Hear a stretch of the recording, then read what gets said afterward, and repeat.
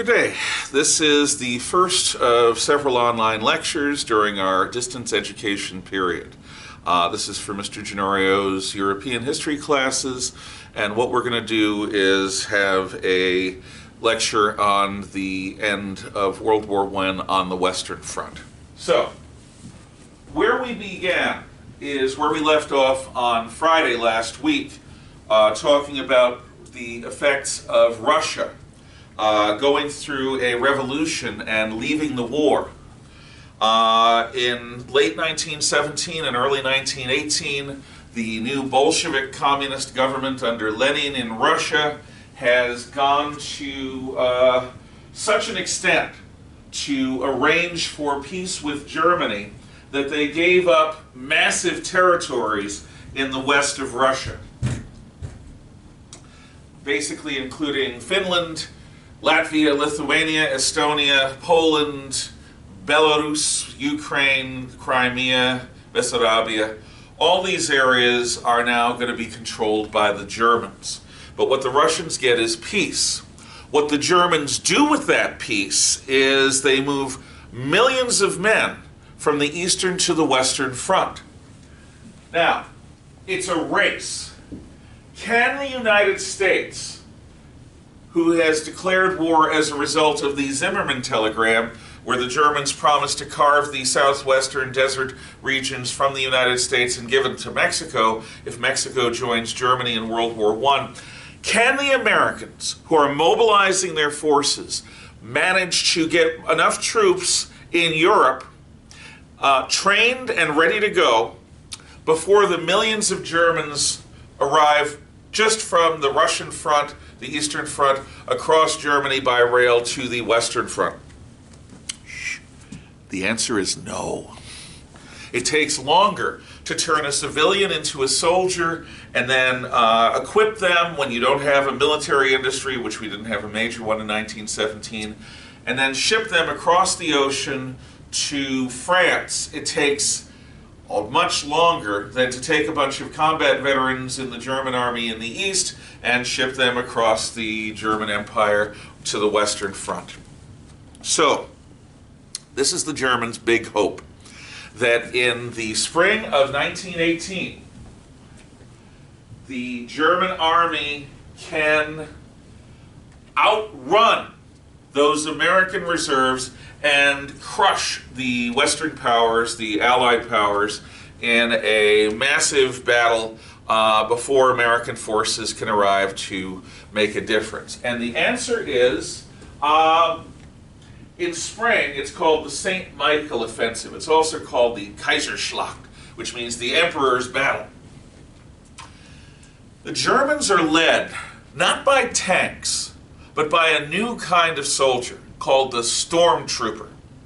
The stormtrooper is taken from all the other combat units. The best 20% of soldiers are recruited into these new stormtrooper units. And unlike the Emperor's stormtroopers, the German Emperor's stormtroopers, as opposed to Emperor Palpatine, they can shoot, and they can run, and they can fight, and they're very athletic.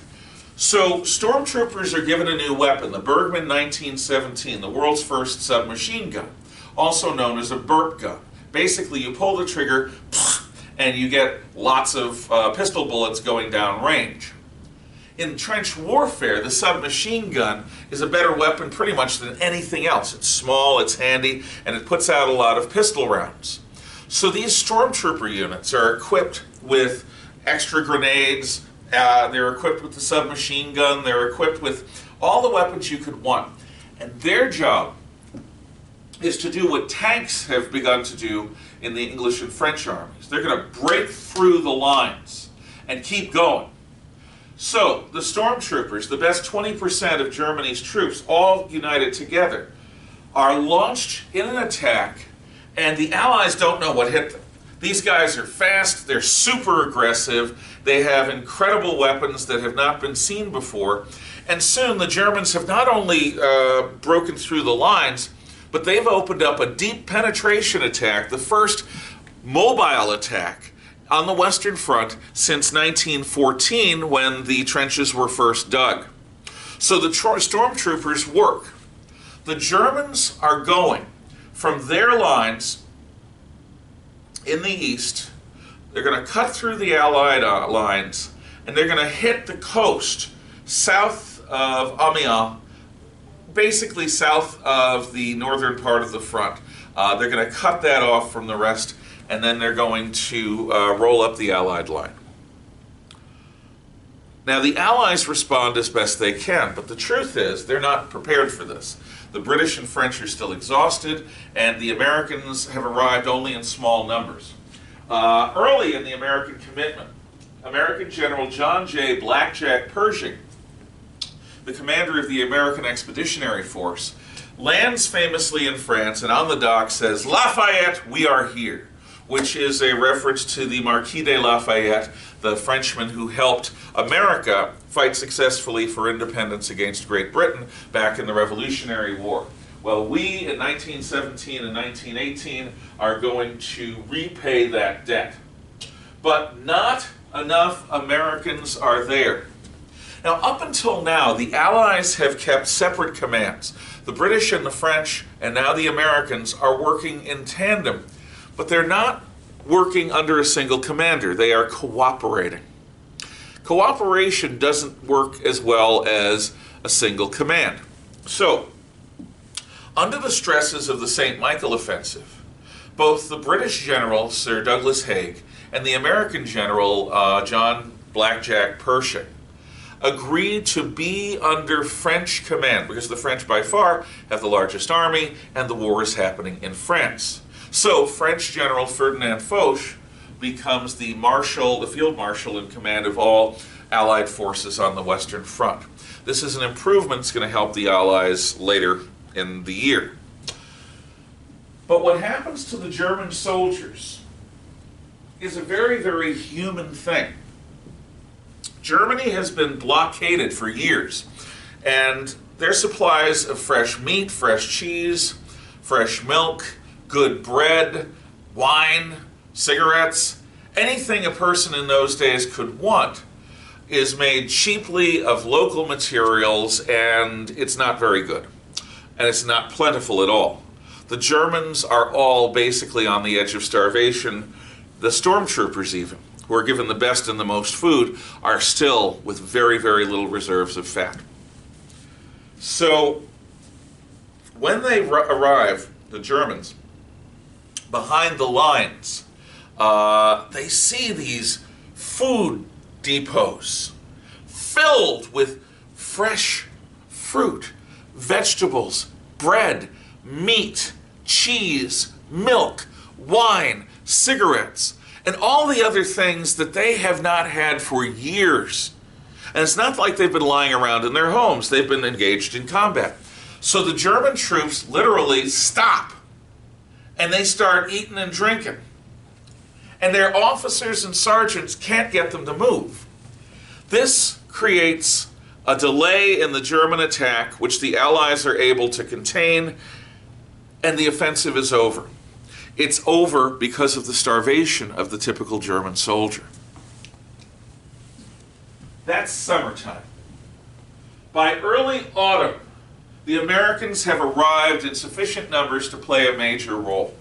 And American troops are larger than the German soldiers because we haven't had our best guys killed off yet, and we're more aggressive than than the British and French soldiers, or the German soldiers, frankly. And we're also a lot more foolish. We are still going to try things like bayonet charges, and we'll learn our lesson after thousands of us are killed, but we're enthusiastic, we're ready to go, and we have an energy that the Europeans have not had really since 1914 or 1915. A broad Allied offensive is going to take place along the entire line from Switzerland to the North Sea, coast of Belgium near Ypres. But the main part of the attack is going to be in the center of the line, where new American Army and Marine units are going to push their way up the Meuse River and through the Argonne Forest. This Meuse-Argonne offensive, for which Argonne Avenue is named in Spokane, is going to be America's first big offensive of the war. and the German lines fold, they hold, then they fold, then they collapse, then they crumble. And the Allied forces are on their way to Germany. The Kaiser has a meeting in early October where he asks what is going on, and Field Marshal von Hindenburg, who is the German Supreme Commander, and his Chief of Staff, Erich Ludendorff, who's basically the military genius who's been running the German war effort, basically say, we're spent. We've got nothing. All of our troops are committed, exhausted, we don't have any reserves. It is known as the Black Day of the German Army. Massive numbers of prisoners are taken, massive breakthroughs by the Allies. This is in October of 1918. For the first time, talk of defeat is seriously entertained in the Kaiser's war council. And he even has to consider what he is going to do, because he has been made into the boogeyman of the entire war by Allied propaganda. Finally, in November of 1918, the front collapses.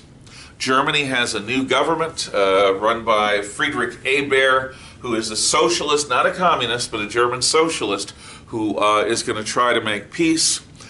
Food riots break out. Austria falls out of the war. Germany's other ally, Bulgaria, is out of the war. And in Germany, there are food riots also, starving people rising up. And it looks like the possible communist revolution in Germany that all the communists in Russia and everywhere else are hoping for. So, the emperor, finding no troops willing to fight for him, abdicates. He resigns and leaves Germany for Holland, where he's going to spend the rest of his life in retirement. The new socialist government negotiates an armistice, a ceasefire with the Allies. At the 11th hour of the 11th day of the 11th month of the year 1918, Anno Domini, the guns fall silent. The Western Front is quiet. The war is over in Europe. And that's the story of that. Now, Germany is going to hope that the Allies will be merciful, like in President Woodrow Wilson of the United States, 14 points.